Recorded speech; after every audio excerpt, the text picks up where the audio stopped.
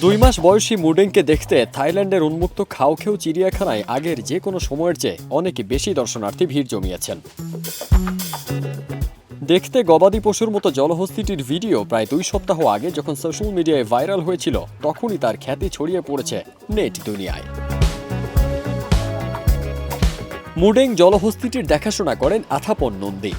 বাচ্চা জলহস্তিটির মায়ের সাথে মুডেংয়ের নানা রকম খুনসুটির ভিডিও করেন নন্দী।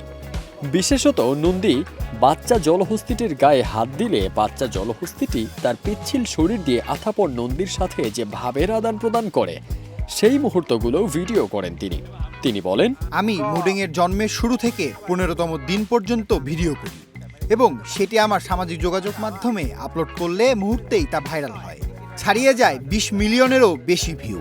মুডেংয়ের টিকটকে এখন 2.6 মিলিয়নেরও বেশি follower. Wear your blush like a baby hippo শিরোনামে সম্প্রতি থাইল্যান্ডের এক ক্ষুদ্র প্রসাধনী ব্যবসায়ী তার ব্লাশ প্রোডাক্টের প্রচার ও প্রসারের জন্য মুডেং নামের জলহস্তিকে ভিডিও করে।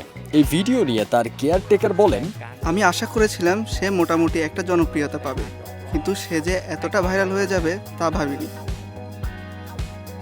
থাইল্যান্ডের এই চিড়িয়াখানা কর্তৃপক্ষ নারুং উইট চোদ্চয়ের তথ্য মতে বাচ্চা জলহস্তি মুডেংকে দেখতে এখানে প্রতিদিন প্রায় 10,000 মানুষ ভিড় জমায়, যেখানে সাপ্তাহিক ছুটির দিনে আগে 3 থেকে 4,000 দর্শনার্থী আসত।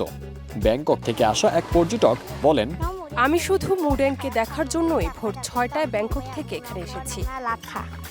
গোলাপি গালের বাচ্চা জলহস্তি মুডেংয়ের আরও 2টি ভাই রয়েছে। একজনের নাম পর্ক স্টিউ এবং অন্যজনের নাম সুইট পর্ক। ফারদিন সানি, দেশ রূপান্তর।